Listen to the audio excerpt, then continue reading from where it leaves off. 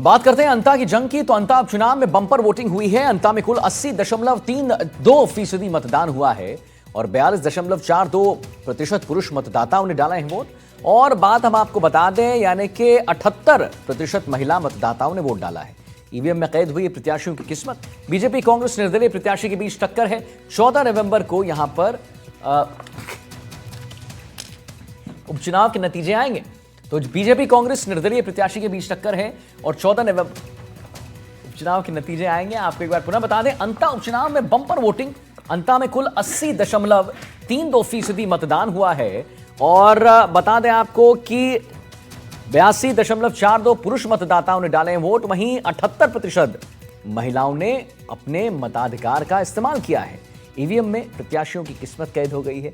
BJP Congress निर्दलीय प्रत्याशी के बीच टक्कर है और 14 नवंबर को उपचुनाव के जो नतीजे हैं वो भी यहां पर साफ देखने को मिल जाएंगे। यानी आप समझिए कि आज 12 है, ठीक 2 दिन बाद बिहार चुनाव के भी नतीजे हैं। और उसी के साथ राजस्थान की बात कर लें तो अंता का जो रण है उसका क्या नतीजा निकला वो भी हम समझ पाएंगे। एक त्रिकोणीय मुकाबला यहां पर देखने को मिल रहा है। कांग्रेस वर्सेस बीजेपी वर्सेस निर्दलीय प्रत्याशी नरेश मीणा भी अब टक्कर में हैं। और जैसे हमने देखा कि कल भी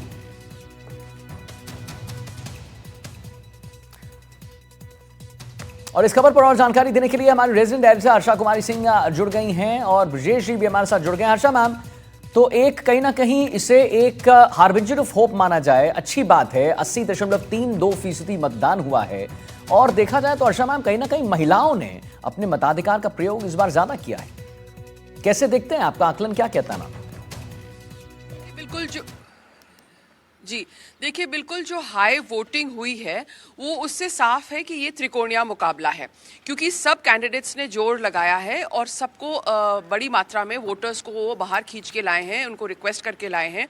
जैसे होता है, आप जानते हैं इलेक्शंस में कैसा होता है कि सबको इंस्पायर किया जाता है कि वो आके वोट डालें। इसका मतलब है कि हाई स्टेक्स बैटल था और कांग्रेस बीजेपी दोनों ने अपने वर्कर्स को लगा दिया ग्राउंड पे कि सबसे ज़्यादा मैक्सिमम मतदान हो। तो इतना हाई मतदान क्लियर है कि त्रिकोणीय मुकाबला है। दूसरी बात यह है कि BJP is banking on the fact कि अगर त्रिकोणीय मुकाबला होगा तो फायदा उनका रहेगा, क्योंकि आपने बार बार सुना कि जो कांग्रेस नेता थे वो कह रहे थे कि जो एक समुदाय विशेष मीणा वोट बैंक है, नरेश मीणा का जो वोट बैंक है वो एक्चुअली कांग्रेस की रीढ़ की हड्डी माना जाता है और उनको कह रहे थे, उनसे गुहार लगा रहे थे कि आप इंडिपेंडेंट की तरफ मत जाइए, आप कांग्रेस को वोट दीजिए। तो अगर हाई वोटिंग हुई है तो इसको ये समझ सकते हैं कि ये जो मुकाबला है ये 100% त्रिकोणीय है और इसका जो फायदा है वो बीजेपी को मिलेगा। जी, उसका जो फायदा है वो बीजेपी को मिलेगा। हमारे साथ ब्रजेश जी भी जुड़े हुए हैं जिनसे हम जरा बात करें। ब्रजेश जी, आप जरा बताइए कि इसमें अगर बात करें तो 80% से ज्यादा पुरुष ने, मतदाताओं ने अपने मताधिकार का प्रयोग किया है और बीजेपी कांग्रेस निर्दलीय प्रत्याशी के बीच एक टक्कर देखने को मिल रही है। क्या कह रही है वहां पर जनता, क्या लग रहा है उनको?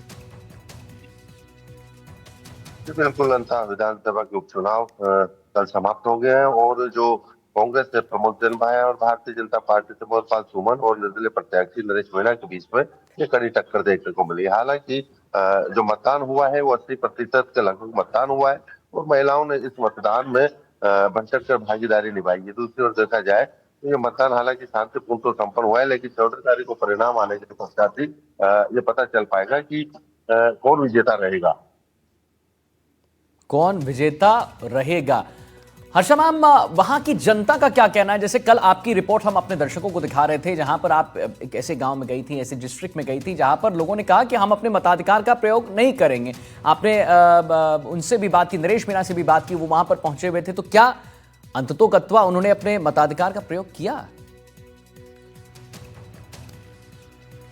देखिए, वो जो गांव जिसमें हम गए थे वहाँ पे करीब 750 वोट थे, लेकिन वहाँ पर सिर्फ एक ही वोट डला है। एक ही जो व्यक्ति है उसने वहाँ पर वोट डाला है उस गांव में।